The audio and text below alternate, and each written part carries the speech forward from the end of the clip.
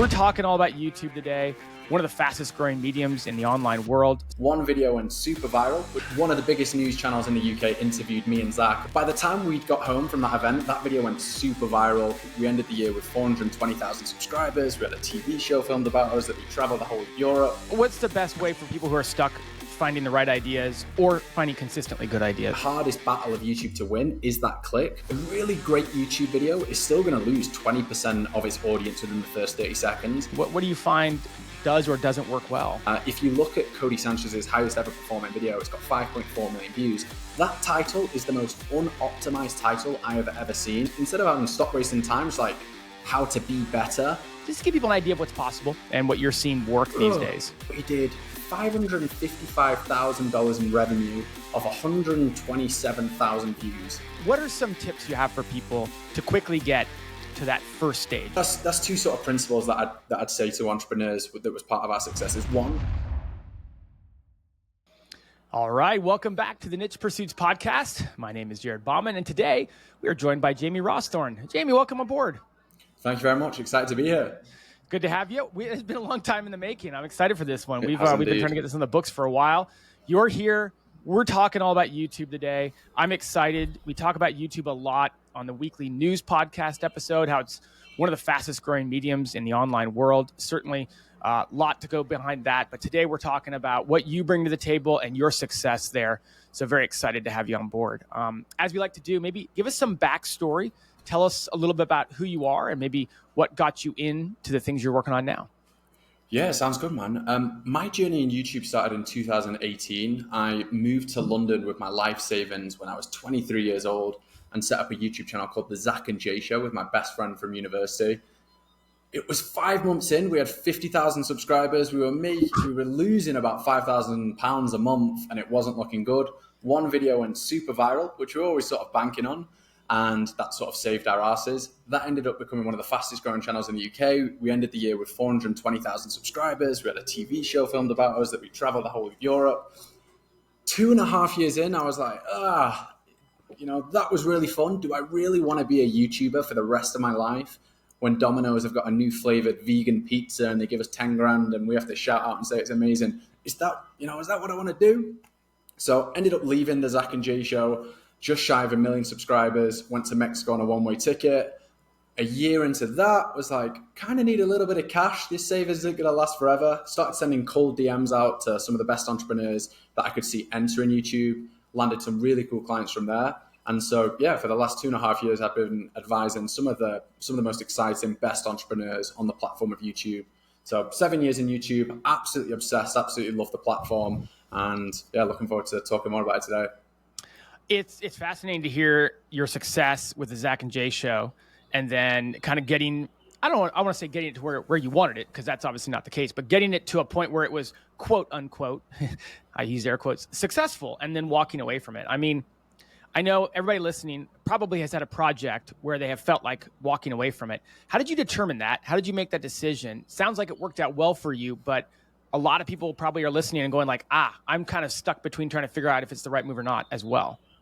Yeah, honestly, man, it was the most difficult decision of my life. Like it probably took about a year, and it was so funny because it was 6 months into the YouTube channel. We had one video that is now on 34 million views on YouTube. It was where we dressed our friend up in the worst clothes imaginable, took him to London Fashion Week, and the paparazzi went crazy thinking he was this next hot model from Bucharest.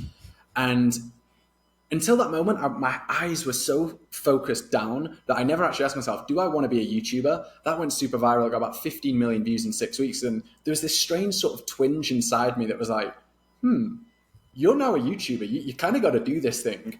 And yeah, it was kind of crazy. It was just such an exciting journey. It was only until we had about close to 1 million subscribers, I was like, okay, 0 to 1 million was super fun, but 1 million to 10 million, that really sort of filled me with dread.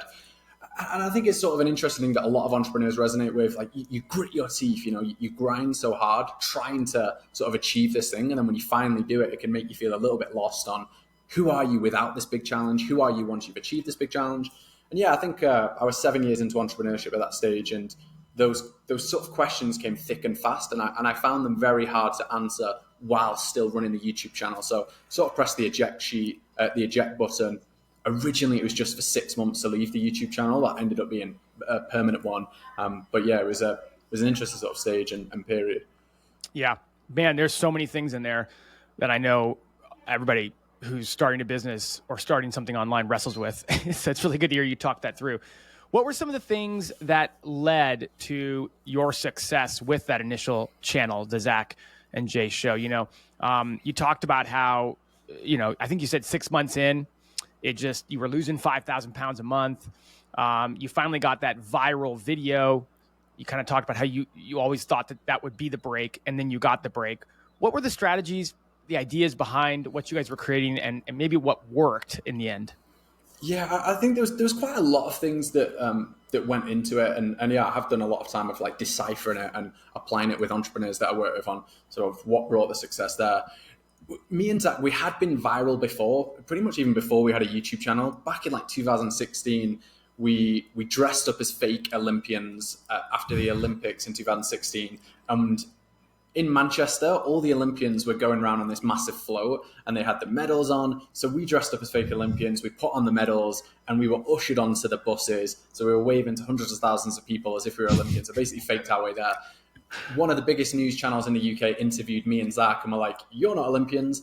By the time we'd got home from that event, that video went super viral. And yeah, that was sort of a taste of it. And so I now call this like asymmetric video growth. And one thing that I say is that ideas have got the highest leverage on growth. Mr. Beast talks about this a little bit. He says, you can have ideas that get 10 times the views with half the work if you just had better ideas. And so me and Zack going into YouTube, we both knew that we were capable of going super, super viral. But essentially we kept doing it and it wasn't going viral. We had a few videos hit 1 million views, but nothing crazy. And that was when the Fashion Week video really, really saved us. And so, yeah, I don't know. There's so many things that went into me and Zack. I think extrapolating the principles that can apply to everyday entrepreneurs, I think it's looking for the video ideas that are going to have asymmetric returns of your channel. A very cool way that I've sort of found to do that is through going through YouTube's open data. YouTube is a platform that's been around for 21 years now. It's got over 1 billion videos on the platform, and it's the only social platform that you can actively see every video that has ever been uploaded before in your niche, filtered by its highest performance. So I mentioned the video that we released that got about 15 million views in 6 weeks. It's now at 34 million views. We faked a model to top of Fashion Week. That seemed like a really original idea that no one had sort of done before, and it really did shake the internet, took the internet by storm. What people don't know is that I saw Yes Theory, a channel in our niche that was very successful, do a similar video 6 months prior. The video that they did was we faked the internet with Justin Bieber eating a burrito sideways. That got 20 million views, something like that. Our video has now surpassed that by 20, 30% or something like that. But yeah, I think that's two sort of principles that I'd say to entrepreneurs that was part of our success. Is one, look for ideas that have got the highest leverage of success. Two, how do you do that? Is going through all of the highest performing data in your niche and then extrapolating why has this concept worked and then brainstorming from around there. Man, there's so much more we could go into about how me and Zack, like, we were just so hungry, man. We had we went into it with about 25K of savings each, and we threw our bag over the fence and worked out how we were going to climb that fence to get the bag after. So yeah, we were going to make it we were either going to make it or go completely broke. But yeah, those are a couple principles. I love it. I mean, because we're going to get into some of the details, folks, about all the tips for growing on YouTube today. But I just wanted that origin story, and I wanted to hear you kind of share it and the details of what made it successful and kind of walking away. I mean, where's that channel at today? You mentioned it's still thriving. Yeah, man. Zack's still running. It's just called his name now, Zack Rawsthorne. He's just hit 2 million subscribers, which is really cool. I'd say, yeah, he's one of the biggest channels in the UK. He's full time, got a team and all that good stuff. He's got some really creative videos. Yeah, awesome channel. Good to hear. Okay, so let's talk about what you're doing right now, and then we'll get into a lot of the details you have to share. We got a great agenda here, folks. So I'm really excited to learn from you today. What are you doing right now? You talked about consulting. Tell us maybe a little bit more about how many clients you have, or the types of videos you're working on, and then we can get into some of the details you have for us. Yeah, so it was kind of interesting, because when I left my YouTube channel, I hated YouTube, and I thought, I'm never going back, because I was in a bit of a low place and confused. Now it's the exact opposite. Absolutely obsessed with YouTube. I think, this is what I sort of say, but yeah, there's never been a platform that enables a common man or the common woman or an individual with no resources, just creativity and hard work, to maximize the potential that they have in their life. So for me and Zack, man, we were straight out of university. We started with bin bags and high-vis jackets, sneaking into events. And now we've traveled the world, made amazing money, and just lived the dream. No other generation in human history has that ever been possible. And I think it's exactly the same with any entrepreneurs as well. You've got your experience. You're an expert in an area that you're super passionate about. That passion and expertise that you've got now can be leveraged on the scale of the internet with billions of people tuning into this platform every single month. And it doesn't require finance. It doesn't require cash. It requires creativity and hard work. So yeah, that's sort of what I do now is I help entrepreneurs maximize their purpose, their profit, and their life potential through YouTube. Work with some amazing clients, Morning Brew, Simon Squibb recently. There's a few clients that I can't say, so I'm always a little bit like, who can I say, who can I not? Will Brown, a really cool entrepreneur in Dubai. But yeah, Sahil Bloom, Dan Go, work with a load of cool, really cool people, Nicholas Cole. But yeah, that's sort of what I'm looking to do. What I'm looking to do is maximize the impact that they can have on people through YouTube and through YouTube knowledge, and help them make more revenue in the process as well. Let's talk about, maybe set the stage for what we should talk about as it relates to creating great YouTube videos. And maybe we start with how to do the topical research. You tell me, but I know a big theme that we have for us today is finding great YouTube videos and then using those to develop ideas. You've already talked a bit about that, how you made your first viral video. If you think it's appropriate, let's dive into the research side of it, and we'll get into how to make a great YouTube video and a great account throughout the rest of the interview. Yeah, I'd say how I'd basically think about it, like what I'd basically like drag and drop from my brain into entrepreneurs' brains who are trying to win on YouTube. I think you've got the content strategy, and that is what content do you need to create to reach the most amount of people in the deepest way that is aligned with the brand. How I sort of answer that is with this triple C methodology, where you capture all of the data in your niche that has performed really well. You categorize that up into high performing content categories. Then you create your roadmap off the back of that. So capture, categorize, create. And then so that's your content strategy sorted. Then I'd go into the anatomy of a YouTube video. That's how to create great content. So that's how to get the click with the thumbnail and the title. That's how to keep viewers with the hook. That's how to keep people engaged throughout the video with the storytelling, retention techniques, how to convert viewers from passive viewers into active sort of leads or subscribers, and then how to end really, really strong. And you want to end on heart, not on head. And so that's those are the two sections I would sort of categorize YouTube in terms of growth, what to create and how to create. Then if you're an entrepreneur, I think this is a really sort of interesting time on YouTube where entrepreneurs are realizing just how powerful YouTube is for business and growth. And so I think there's like there's a bit of a starvation of content and education on how to grow as an entrepreneur, because I think the techniques are very different. Because if you're a creator, it's all about numbers, so that brands, when they work with you, they're going, okay, this person's got great engagement, they've got 2 million views. If you're an entrepreneur, 10,000 views may be more valuable to you if they're the right views than 1 million views. So you need to know basically how to convert viewers in a really tasteful way where people are actually thanking you to give them a lead magnet, or thanking you to join your event or buy the book or buy the product. So yeah, I think that's another aspect. But yeah, I think where YouTube is done right with entrepreneurs is you create in this growth flywheel that's got 3 sections. It's got growth, which is what to create and how to create. It's got monetization, how you tastefully convert that attention. And then the final step is scale. How do you have an inverse relationship on the effort that you put into YouTube, but the results that you get? So yeah, if you look at someone like Cody Sanchez, she's probably spending less time than a creator just starting out on YouTube, but she's got a team of 10, 12, 15 people on a channel. That number will flex based on the amount of content. Probably about 8, in fact, just on YouTube, the rest on other areas of content. But she's probably spending less personal time on YouTube, yet she's generating 7 million views every single month. Why can she do that? One, because she's got an 8-person team that's very expensive, but because she's got the monetization aspect plugged where she's charging 100K per talk, she's got a book, she's got courses, she's got the businesses that she invests in. And that really, that flywheel just gets stronger and stronger. So she makes more money the more she grows. She can invest that into scaling, which means she can spend less time actually creating that content. And yeah, that's really where I see the flywheel just go a little bit crazy on the YouTube. So I've done a little bit of a dump of an overview of sort of the aspects you think about. We can go into more details now, like any aspect of that. No, I love it. I was taking notes the whole time. So I've got now the rest of the agenda set. Yeah. If I needed to fill any blanks, I got it now. I mean, let's start at the beginning. Content creation, content ideas, I think is what you just said was one of the buzzwords you used. A lot of people feel that they understand what they are knowledgeable in and what they want to create. They create it, and like you talked about, over time, videos just don't go anywhere.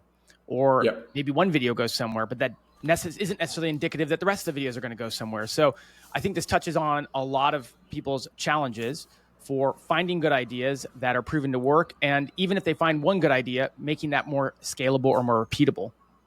Yeah. I agree. I think those are problems. What's the best way for people who are stuck finding the right ideas or finding consistently good ideas? Yeah, one thing I'd say is, so I think it's through this triple C methodology. So what I would say is go away and research everything that has performed really well. When we do this as a done for you service, so just a little disclaimer there, but honestly, I would do this for any single channel, paid or not. But what you want to be doing is just looking at every single angle that has performed well. And it's so crazy, the slight nuance, the slight changing in the wording of a thumbnail that can have your click-through rate go from 6% to 9%. If you say, stop wasting time, for example, which is a video that I've done with Dan Go that's got 3.4 million views, if that thumbnail literally, instead of having stop wasting time, it's like how to be better, that click-through rate would have been 5%. The bad click-through rate would have been 5%. The good one would have been 9%. That 4%, it's not a 4% increase, but the 4% added on top, that can literally be the difference between 17,000 views and 3.4 million views. And so what you basically want to be doing is farming all of this really, really rich data on, like, what are these sort of psychological snags that are pulling in my audience? And on every single time I've done this with anyone, I'm always quite surprised at the little nuances that's performed well. If you look at Cody Sanchez's highest ever performing video, it's got 5.4 million views. That title is the most unoptimized title I have ever seen. And the thumbnail is not bad, but it's 7 fail-safe businesses, in brackets, backed by data, you can start or something, with so many characters. And one of the reasons that has performed so well is that it's performed really, really well elsewhere, and the data has shown that. So if you're an entrepreneur, you're in a niche, maybe you've got an e-commerce business, maybe you've got a dropshipping business or an SEO business, everyone's doing the 5 tips to grow faster, the 7 common mistakes entrepreneurs things. Instead, you want to be going, right, what is really causing my audience to not be able to not click? When they see this thumbnail, they have to click. And YouTube has that data to show you, but you just sort of need to be quite thorough to find it. And I think it's an interesting one where 80% of people do this work, but the value of this thing is not in the 80% that most people do with 20% of the effort. The value is actually in the 20% of work that people don't do, but does take 80-90% more of the time to actually execute on. Let's say I'm going through and I'm researching the successful videos and the successful channels in my niche. I'm looking at both title, I'm looking at thumbnail, I'm looking at what's in the thumbnail, I'm looking at the thumbnail design, I'm looking at video length, I'm looking at, the ideas that are presented in the videos, the way they're presented. Like, how am I gathering all this data? Like, what am I going to do with all this data when I'm done? I've got a whole bunch of stuff now at the end. Yeah. And I know from my own experience, sometimes I look and I'm like, okay, well, what do I do with this? What's my next video now that I have all this information? Yeah. So what I do is do all of that, capture 100 of the highest performing videos. And this is what we do. So it may not be applicable to a full-time entrepreneur who's busy, but I'll show you the best case scenario. And yeah, you can do a lesser version of this, but I'd capture 100 of the highest performing videos. You want a mix of tiny channels that no one's ever heard of that's got huge outliers. You want a mix of videos that were uploaded 5, 6, 7 years ago that you could sort of refresh and bring back today. You want a mix of things that are slightly removed from the niche that you can bring in. But I'd capture 100 of the highest performing videos with sort of a mix of all those different things. You want to then start categorizing what is performing well. So what are the sort of title angles? What are the thumbnail angles? What are the sort of psychological snags in the highest performing videos that you've found? Can you categorize them? And that's sort of what I'd say is the first step. And essentially what that'll do is just wipe out the 18 videos that you were going to release out of the 20 that were sort of just random. And now you can just focus on 20 out of 20 of the videos that you're going to upload being based on this data. And then so once you've categorized it, then I'd create that roadmap of what ideas can I create? Oh, there was this product that I released in 2017 that made 12K in the first month. And don't get me wrong, it was not a successful business, but that title of how I sold rubber ducks in the bath for 17K in 1 month, that has worked really, really well over here. And you've captured that strange items in short periods of time has performed well. brainstorming from what has worked will just like really, really just advance you from randomly coming up with ideas that you think might work. Let's talk about using, once you have the idea set, once you've gone through all of that. I know that's a lot of work, so fair play, but you've done all the work. You've got the ideas that are compelling. You kind of organize it the way you talked about. Let's talk about script writing, storytelling, how to put this together. I'm guessing you're not going to recommend just, now that you have the topic, pressing record, going with that, uploading it, and calling it a day. Yeah, I think I would sort of visualize this, and you said you've done all the work. That's not really all the work. I'd say that's the highest leverage on work. That's a strategy, but everyone knows, strategy is nothing without execution. So how I sort of visualize this is YouTube is a war of many battles, and it's good to like break up those battles. The first battle is getting the click, and I'd sort of remove this job from the rest of the video. So what is the title? What is the thumbnail? I'd see how it looks like on the platform of YouTube. There's thumbnailpreview.com, and you can sort of see how the thumbnail and title looks compared to everything else. Unless you have something that is compelling to your audience, you're going to waste your time actually creating that video. So you need something that's really, really compelling on that aspect. Okay, let's say you've won that battle now, you've earned the click. The next battle is keeping them within 30 seconds. So a really great YouTube video is still going to lose 20% of its audience within the first 30 seconds. And sort of, you've got to think of like where the audience is at psychologically when they've clicked on that video. They've had 10 videos, 12 videos, 16 videos. The number is always changing on YouTube's homepage of like how many they're presenting. They've sort of got loads of options. You've got the click, man, that's crazy. 8%, you've got the click. The main thing that viewer is looking for is this content going to deliver on the promise of why I've clicked? And they're sort of passively watching, they're like, do I stay, do I not? They're so easy, they're so like vulnerable and fragile that you need to reassure the viewer they're going to get what they came for. And honestly, the number one mistake that I see from entrepreneurs, particularly on YouTube, is that they'll have like how to improve your posture, how to grow on any niche, and they'll just waffle on that for like 40 seconds. You want to simplify it, you want to strengthen it as much as possible. And they'll also talk about a topic that's a little bbit unrelated. So yeah, a little rule that I use is reassure the viewer they're going to get what they came for. 80-20 of that, and you can use the 80-20 principle in this instance, is just literally repeat the title. So the 7 ways that I'm going to grow your business with AI. Just say, in this video, I'm going to break down the 7 ways to grow your business in AI. That is going to honestly save so many entrepreneurs wasting their time of only getting to that point 50 seconds in when 40% of the viewers have already dropped off. So reassure the viewer they're going to get what they came for, excite them for what is to come. Here you really want to be thinking about who are you targeting and how can you get them as excited as possible there. So we're going to show you the no-code tools that you can instantly implement to 3x your productivity. And then I'd sort of alleviate some of the blockers that they'll have of like, you don't need to have ever written a line of code before. Even my grandma could do this, all of that stuff. So excite them what's to come.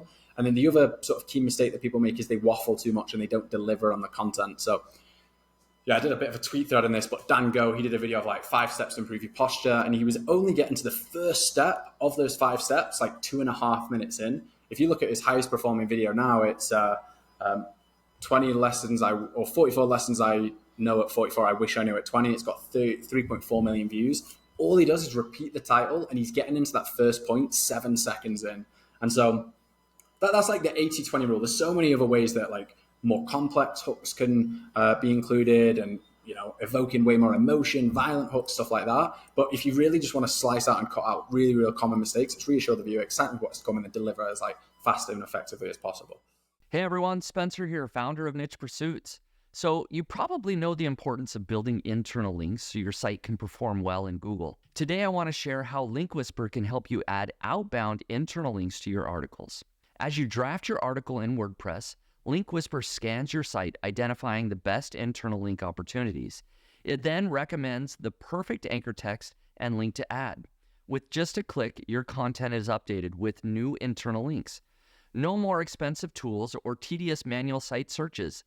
Link Whisper does the heavy lifting right inside the WordPress editor. Say goodbye to the hassle of internal linking. With Link Whisper, you can focus on what you do best, creating great content. Use the coupon code podcast today and get $15 off.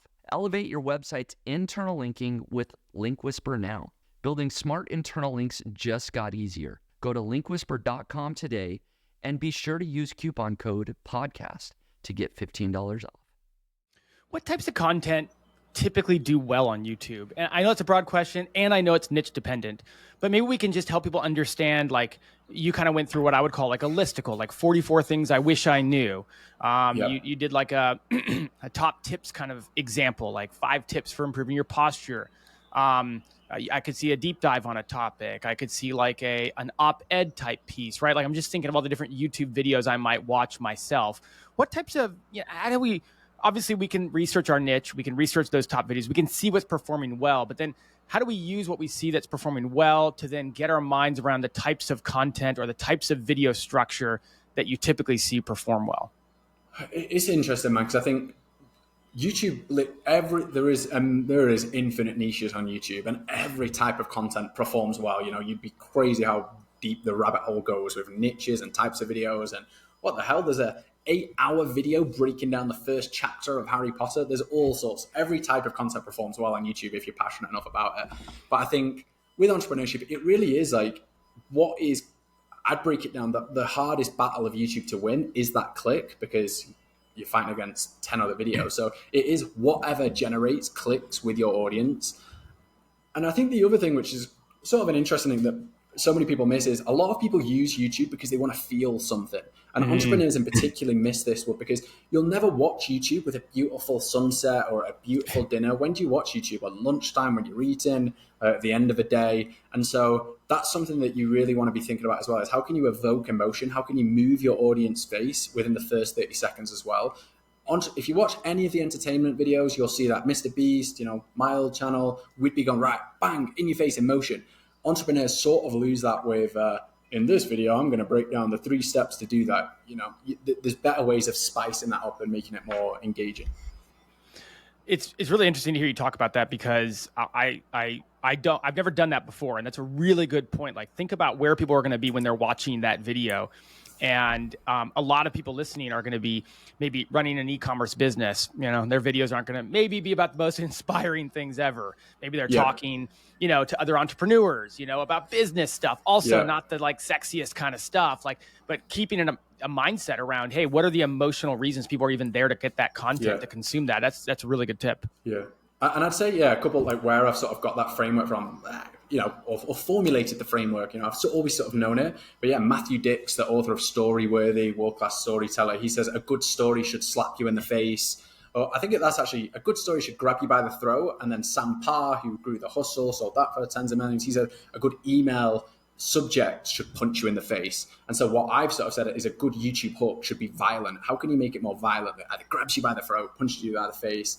And let's just say if we were using how I made 17,000 from a rubber duck product on Amazon, it's like, look at this guy, it cost 17p. Well, I'm actually going to remind you of how I made $17,000 from it.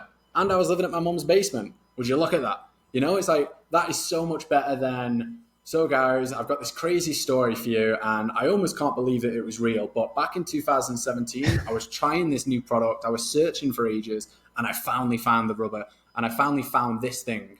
I made good money. It didn't quite do well. It took 3 months to gain some traction. Like it's not simple. It's not sharp. It's definitely not violent. So how can you spice things up and evoke emotion? It doesn't need to be crazy, but it just needs to be punchy and evoke emotion.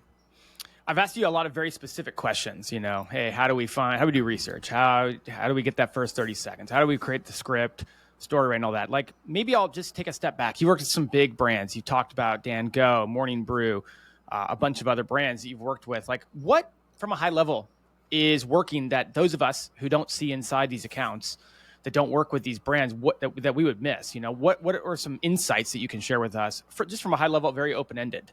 Yeah, I mean, it really is that whole process, man, of like what content to create. That's got huge leverage. A lot of these entrepreneurs don't really have that direction of what content resonates strongest with the audience. So we do that whole process.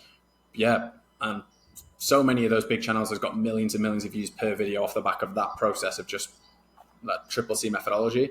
Then it's sort of, a lot of them are really intelligent people. A lot of them know, they've got big email lists, they've got a Twitter list, they know sort of how to do a hook. But I think like that framework of, reassure the viewer as fast as possible, excite them for what is to come, and deliver fast. How can we make the hooks more violent? All of that stuff. It just sort of gives them a bit more framework to sort of brainstorm around versus sort of reinventing the wheel every single time. So I'd say it is very similar to the stuff that I'm talking about.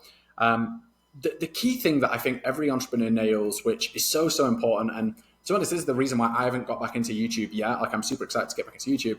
Is like they've just got this flywheel so dialed, man. That like, it's so important for entrepreneurs on YouTube to have content and product alignment. Picture my channel back in the day, 900,000 subscribers, man, 25, 30K a month, but at the whim of Domino's, at the whim of a VPN. You know, I never felt we had power to make more money. You know, if you think of someone like Dan Martell, if you think of someone like Cody Sanchez, if you think of someone like Sahil Bloom, who's just released his best-selling book, they've just got such alignment with the content that they offer, the products that they sell. Sahil doesn't actually sell the digital products, as far as I'm aware. But like, the more views they get, the more money they get. So when Cody was at 1 million subscribers, man, she was probably doing $1 million a month in the value of the sales she was getting, the brands, the talks she was being invited to. And it really is that flywheel. So when the content's aligned to the product, it's the seamless sort of monetization of those views in a tasteful way. That is the thing that gives them like rocket fuel. Because I think if you don't have that, content is always competing with revenue, and this is why I've not done this. So yeah, my business really like solid. I'm happy where it's at, revenue great, but I don't quite have the operations dialed enough to then have this one of the most powerful tools to bring in leads. So what I'd have to do is if the demand went quiet of my business, I'd then have to then go create content to increase demand, but then I'd have to stop content to then fulfill that demand. And so yeah, the biggest channels, they've all just like, they don't slow down momentum. Momentum grows, the process on the back end gets more efficient, and knowledge of YouTube gets more efficient, and everything just compounds sort of efficiently. I think that's the key thing from the channels that really do explode from big entrepreneurs. It's interesting. You brought monetization. I'm glad you did. Let's talk about that for a little bit. I think the cat's out of the bag. Like, relying solely on the AdSense component of YouTube to monetize your channel is usually leaving a lot of money on the table. What are some monetization techniques and tips you share? You kind of hinted at it, and that's why I wanted to lean into it. Like, you're like, hey, that product alignment, that fit with your content is going to pave the way for better monetization. But let's get into that a little bit more for people who are struggling to monetize their current YouTube account, or who are struggling to see how an idea of theirs could end up being monetized better. Yeah, I mean, I think it's a really good point. I think this is sort of like, as YouTube's matured a bit and a lot more entrepreneurs are in it, but I think this is like a bit of a shift in the mindset where it's like the YouTube channel alone should not be the bread earner. If anything, it should be a bit of a loss leader where you're losing money on it. If you look at the amount that Mr. Beast is investing in his videos, he is definitely not covering that with the AdSense or even the brand deals. Where he is covering it is with his $250 million chocolate brand that he's launched off the back of it. And exactly the same with Cody with, if she had 8-10 people on her channel, that channel is probably, at best break even, but it's the offers on the back end, it's the talk she speaks about, it's the best-selling book instantly, it's everything else around that. And so for an entrepreneur, how you should visualize YouTube monetization is, I would personally say, just forget it. It's sort of like a tip jar, 10%, 15%, saying thanks for coming from YouTube. The way I'd monetize it is, I actually personally think the best way is have something that's monetizable, that you've got product market fit, that people absolutely love, that's scalable, then go into YouTube. But if you are going into YouTube to monetize, then I think there's sort of like a hierarchy of how you go about that. At first, it's probably starting off with high ticket sort of one-off consulting. Look, $500, $1,000 for an hour of my time. You have 3 slots of them every single week. And that isn't going to distract you and have revenue and content competing too much.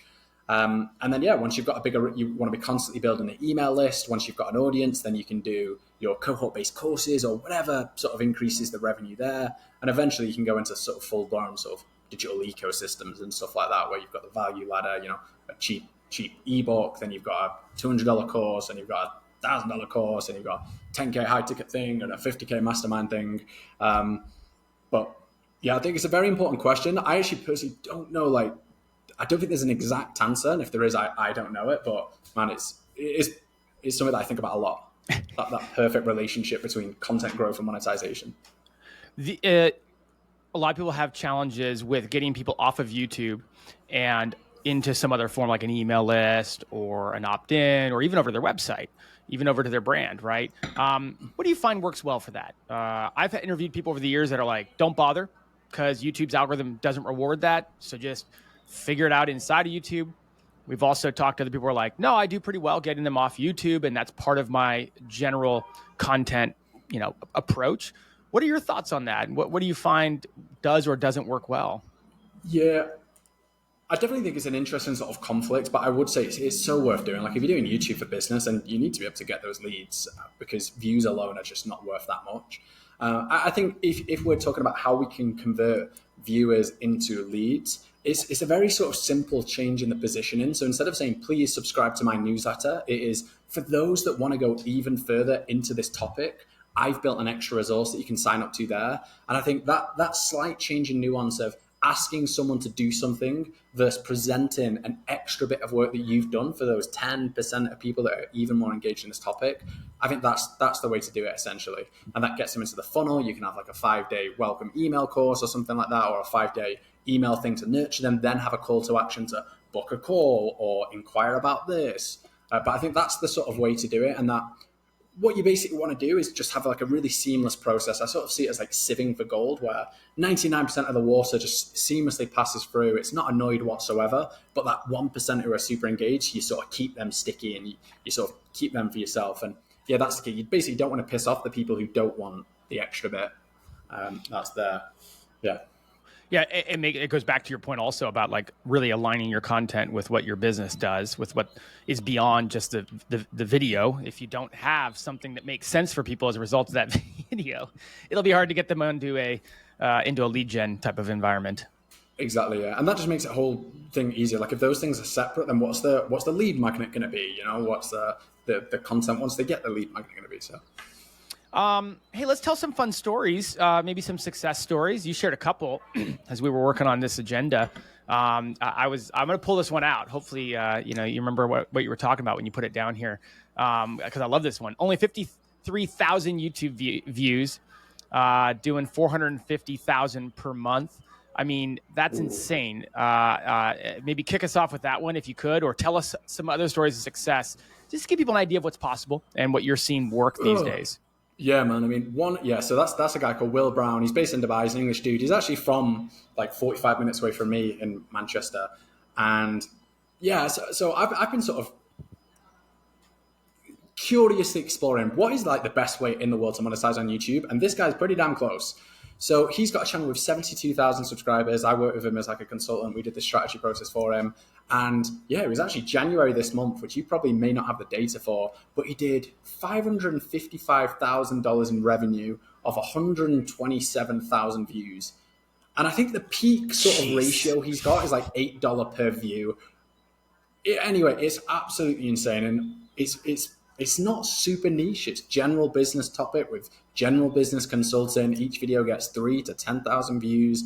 And yeah, the even crazier thing that I think is like, it's just sort of like a one-man consulting thing. He's got a bit of an 8-hour course there and you book a time with him whenever you want. But yeah, this guy is making $500,000 a month tax-free in Dubai with a near one-person business. He's got a couple of sales rep and stuff, but pretty insane, that one. What are the insights behind what he's doing? I mean, that's pretty high value per video view.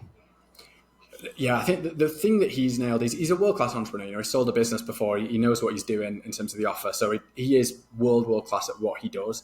But I think if we were to sort of learn from it, it would be the content and the product alignment. The content is just so aligned with the offer that he does. It's really valuable business knowledge, and what you pay for, more really valuable business knowledge in a premium sort of one-on-one way. So yeah, it's so aligned. And the more people that he sort of consults, the more results he gets for them, the more people he can then do a video on that get great results. And it's really tight how close his content is and his product is. I have something on my list here that I wanted to get to if we had time. I think we're gonna have time. So I'm gonna ask you, let's go all the way back to the beginning now. A lot of people listening, let's talk to the people who haven't started yet or have started and let's be honest, have gotten nowhere, right? They don't even have 1,000 subscribers yet. They're in that early stage of growth. What are some tips you have for people to quickly get to that first stage? We'll call it 1,000 subscribers or whatever number you want to call it. What are some tips to give people enough momentum that they have the energy and the reason to continue to show up for the next round of success? I don't know. This is something that I'll say that I say quite a lot, and it surprises people every single time. But I think one thing is acknowledging just how difficult it is. YouTube is literally the most desired job in the world. Therefore, it is one of the most competitive things to do in the world. So you may be a successful entrepreneur, you've got this offer, and you're like, oh, YouTube, should be fairly easy to nail. Analysis of 3.5 million channels by TubeBuddy, which is a big tech platform in the place, saw that, I've just got these numbers up at the moment, but to get 1,000 to 10,000 subscribers, you need to upload 152 videos. And that's analysis of 3.5 million channels that are using this tech product. So it's probably even more for people who aren't using this. For 10,000 to 100,000 subscribers, you need 418 videos, and 100,000 to a million subscribers, you need 1,171. So I think what that can do is two things. If you're just starting out, you're going, I don't want to compete with that. Even if I do 10 times better than the average, it's 15 videos to hit 1,000 to 10,000 subscribers, or 40 videos to get 10,000 to 100,000 subscribers. If you're uploading once every month, that's 40 divided by 12, whatever that is. It's a good few years. Yeah. Or you could be at 2,000 subscribers having uploaded 30 videos and going, oh man, I'm actually doing pretty well compared to the average. Let's go. But yeah, I always present that back because YouTube isn't for the faint-hearted. And if you're an entrepreneur, that's why really it's even more important to be monetizing from day one and using that revenue to fuel the growth. Let's talk about like production value. This is a topic I hear when I talk to people a lot. How, as YouTube has evolved, how important is the production value, and where are the distinguishing points? We can talk all the way to somebody who's listening. He's like, I want to go make a go of this. I've got an iPhone, let her rip, to the people that are creating obviously like cinema masterpieces, And I think obviously most of us can't go all in terms of the technology we're using and the production value, but maybe we have to do a little bit better than just an iPhone. So what is kind of minimum viable now? And what are the things that are more distinguishable or move the needle more for people who are listening? Yeah, I really think the minimal viable is like good enough. I really think that is where you can do the 80-20 rule, make it decent enough.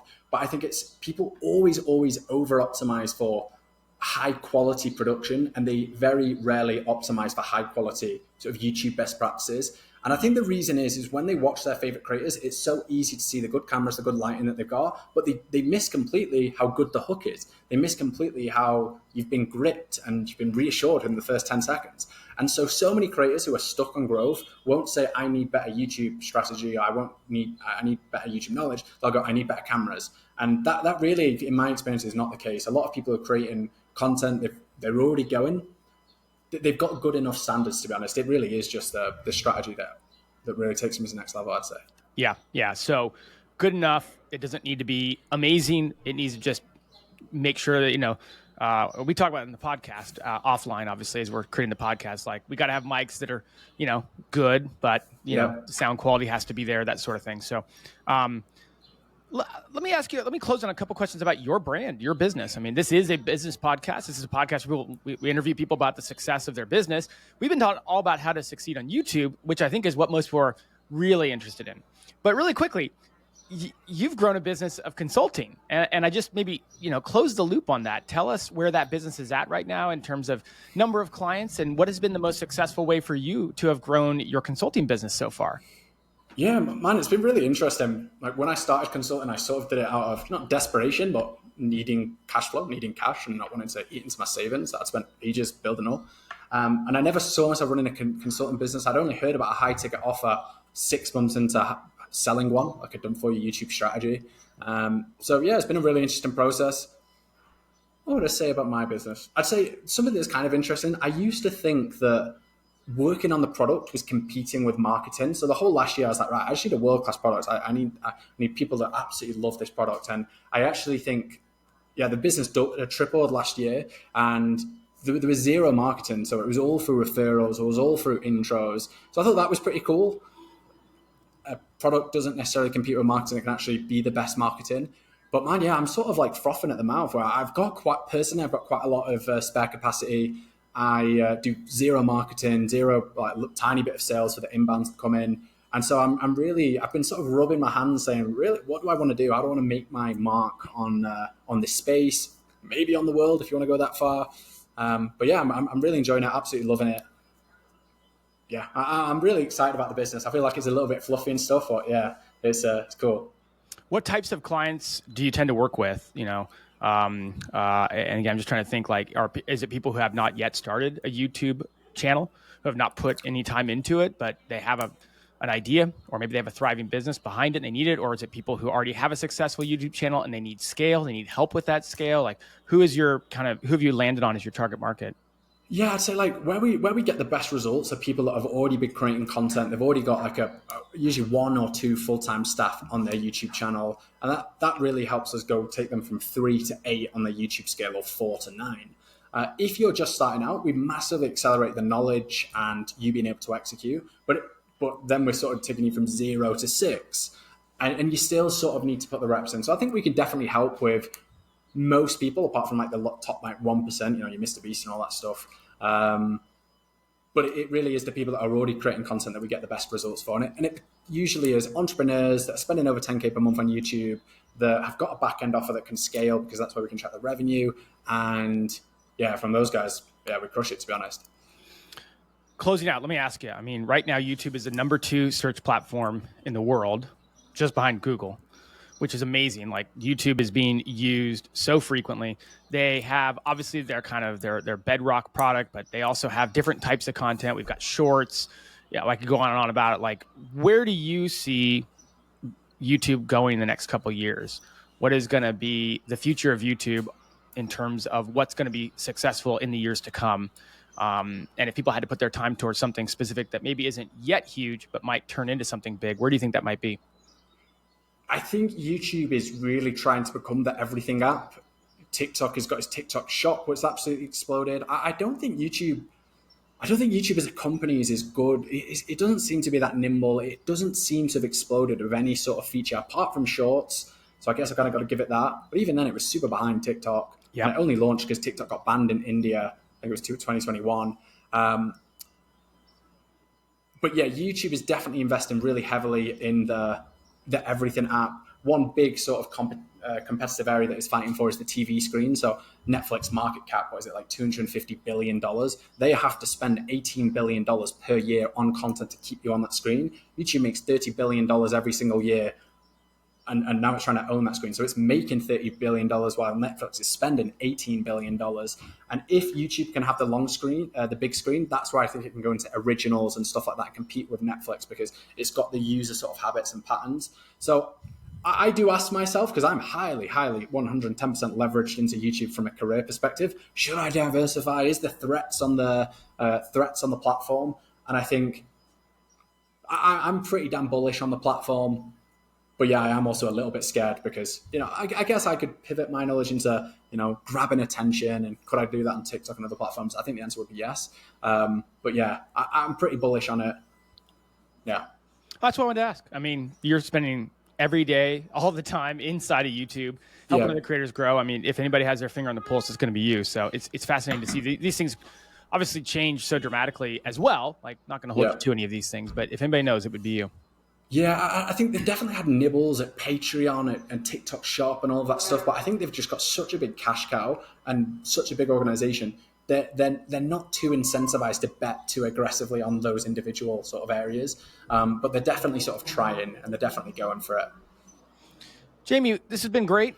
I know I've learned a lot. Thank you for coming on board. Where can people follow along with what you have going on? Where can people learn more about what you do? Yeah, so my website is just my name, jamierawsthorne.com. That should be changing fairly soon to the YouTubeflywheel.com or something along those lines.